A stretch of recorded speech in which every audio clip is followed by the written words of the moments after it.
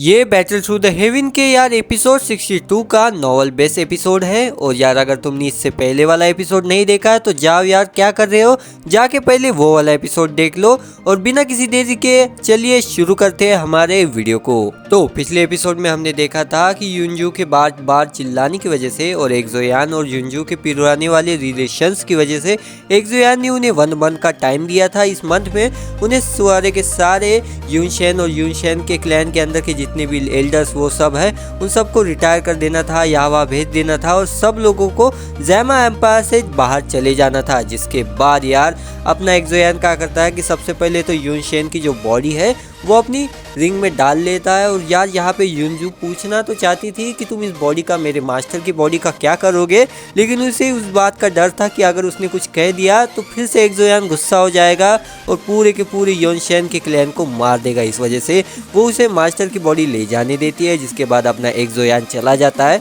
इस पॉइंट को यार मैंने पिछले वाली वीडियो में नहीं कहा था बिकॉज मैं भूल गया था। इसके बाद एक्सोयान आइस एम्परर के साथ चला जाता है। जिसके बाद हमें यूनरन दिखती है, जहाँ पे यूनरन के ग्रैंडपा यूनरन को कहते हैं कि तुम्हें 3 साल से तुम्हारी माँ ने नहीं देखा है तो तुम जाते जाते उस तुम्हारी माँ को भी देखते जाना। बिकॉज यूनरन उन क्लैन का एक हिस्सा थी तो उसे भी ज़ैमा एम्पायर छोड़ के जाना होगा। जिसके बाद यूनरन के ग्रैंडपा और वहाँ पे रहने वाला हर एक बंदा जो एक्सोयान के साथ आया था वो एक्सोयान के पीछे पीछे निकल लेते हैं। जिसके बाद हमें यार 15 दिन बाद का टाइम दिखाया जाता है, जहाँ पे यूनशेन में क्या हुआ था कि यूनशेन का जो सेट था उसके अंदर सारे के सारे जितने भी एल्डर्स डिसाइबल जो सब लोग थे उन्हें यार युनजू ने थोड़ा थोड़ा पैसा दे के ज़ैमा एम्पायर में फैला दिया था और वो सब रिटायर हो गए थे। और जैसे ही 1 मंथ कंप्लीट होगा वो सारे के सारे लोग अब छोड़ के जाने वाले थे। जिसके बाद हमें एक्सोयान दिखाया जाता है, जहाँ पे यार एक्सोयान ने जब से यूनशेन को हराया और पूरे के पूरे यार मिस्टर क्लाउड सेट को पूरी तरह तबाह किया, ये बात पूरे के पूरे ज़ैमा एम्पायर में आग की तरह फैल चुकी है। हर कोई यार अपने एक्सोयान के साथ रिलेशन बनाना चाहता है, लड़कियां तो पागल हो गई है। और जो कोई भी एक्सोयान को जानता था या फिर नहीं जानता था वो इस बात से बहुत ज़्यादा हैरान थे।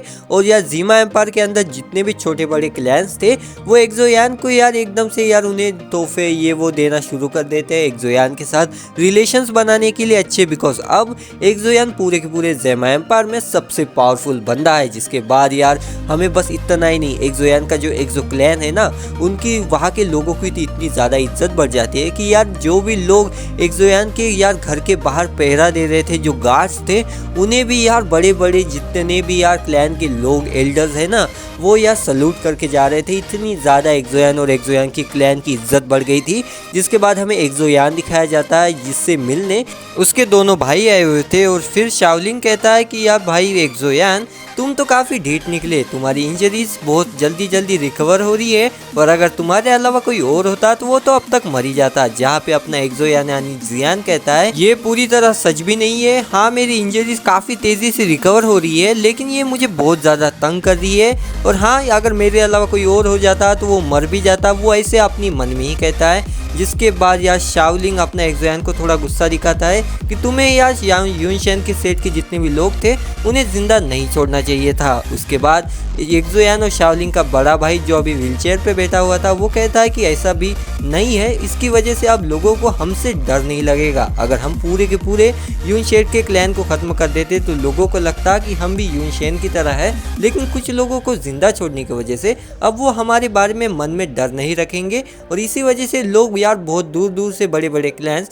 हमारे लिए गिफ्ट ला रहे हैं। जिसके बाद अपने जियान का बड़ा भाई जियान की मजे लेते हुए कहता है कि मुझे आइस एम्परर ने कहा था कि तुमने युनजू के कहने पे सारे के सारे लोगों को छोड़ दिया, अगर तुम्हें युनजू पसंद है तो तुम उसे क्लैन में ले आओ, हमें इससे कोई भी एतराज़ नहीं होगा। जहाँ पे अपना जियान कहता है कि ऐसा कुछ भी नहीं है, बस उसमें जब ज़ैमा एम्पायर में रहा करता था तब युनजू मेरी काफ़ी ज़्यादा मदद करती थी, मुझे 2-3 बार उसने मॉस के मुंह से बचाया था, बस इसी वजह से मैंने उसकी इस बार हेल्प कर दी। जिसके बाद अपना बिग ब्रदर कहता है कि ऐसा है तो आइस एम्परर को आने दो, मैं उसे पूछ के ही तुम्हें बताऊंगा। जिसके बाद हमें आइस एम्परर दिखाया जाता है जो सीधा यार एक्सोयान के पास आ रहा था और जैसे वो एक्सोयान को देखता है तो वो कहता है तुम तो काफ़ी ढीठ निकले, अगर अभी तो कोई और होता तो बिस्तर पकड़ के रखा होता, लेकिन तुम तो इतनी जल्दी खड़े हो गए। जिसके बाद आइस एम्परर और अपना जियान जियान जब कुर्सी पे बैठ जाते हैं, जिसके बाद यार आइस एम्परर जियान को एकदम गौर से और अच्छी नज़र से देखता है। जिसके बाद वो कहता है कि लगता है कि तुम अब दो वोंग से दो होंग में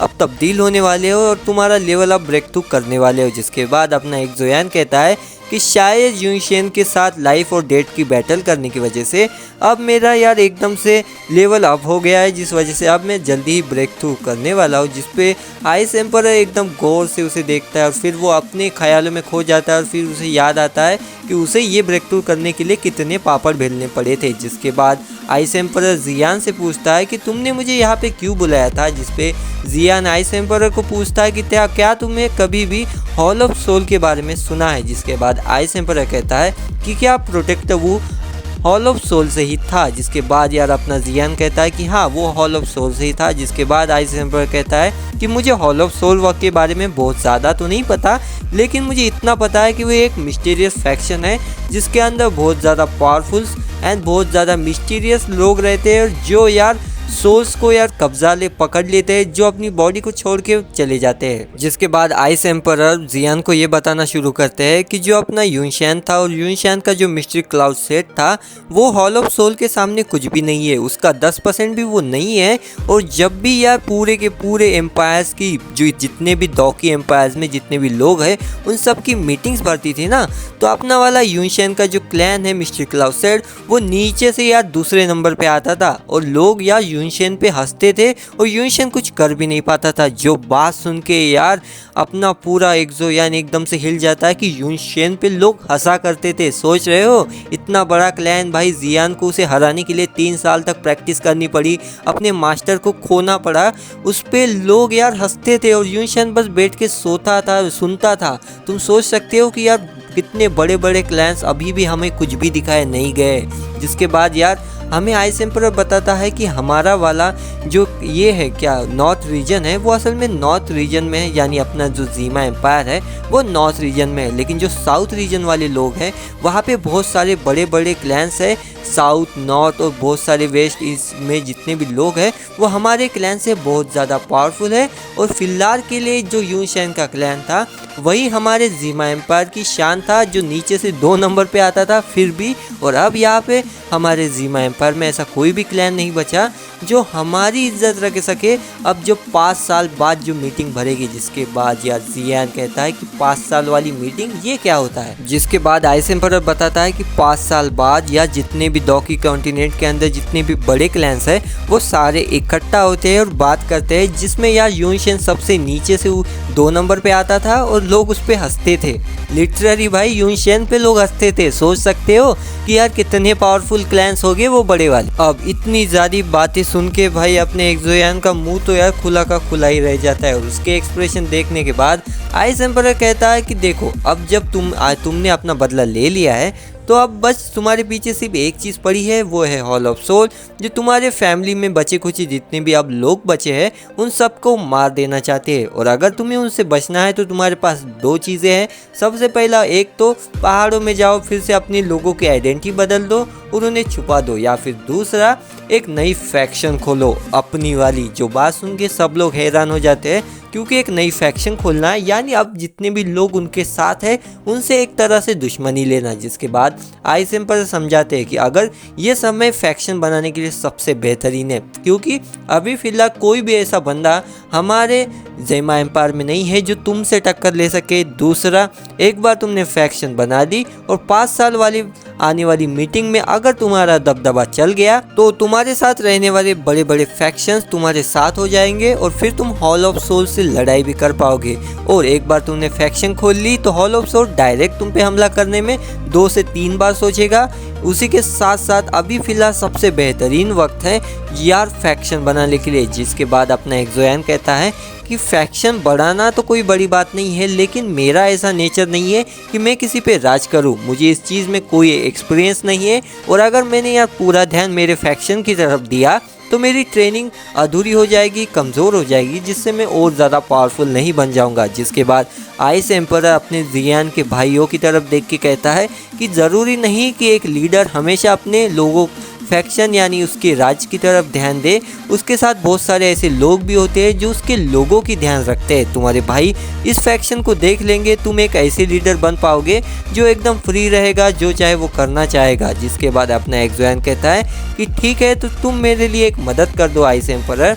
तुम्हारा मू क्लैन, नलनयान का जो क्लैन था वो सैंड एम्परर का क्लैन, उसी के साथ साथ अपना फामा, इतने सारे जितने भी जहाँ के भी जितने भी या क्लैन्स हैं उन सब के साथ मेरी एक मीटिंग भरा और मैं उन सबको मेरे क्लैन के अंदर आने के लिए इनवाइट करूँगा। और अब नेक्स्ट एपिसोड में हम देखेंगे ये सारे के सारे क्लैन, क्या ज़ीमा एम्पायर के इतने बड़े बड़े क्लैन अपने एक्सोयन के क्लैन में आना चाहेंगे। और आने वाले एपिसोड के अंदर हमें पता चलने वाला है कि क्वीन मेडुसा प्रेग्नेंट है, जिसके बारे में हम बात करेंगे नेक्स्ट एपिसोड में। इसलिए चैनल को सब्सक्राइब कर दो, वीडियो को लाइक कर दो। मैं मिलूंगा तुम्हें नेक्स्ट वीडियो में। एंड भाई साहब, क्वीन मेडुसा प्रेग्नेंट होने वाली है तो अपना एक्सोयन क्या करेगा ये सब देखेंगे हम नेक्स्ट वीडियो में। तब तक के लिए बाय बाय एंड सब्सक्राइब कर दो यार, एंड भागो।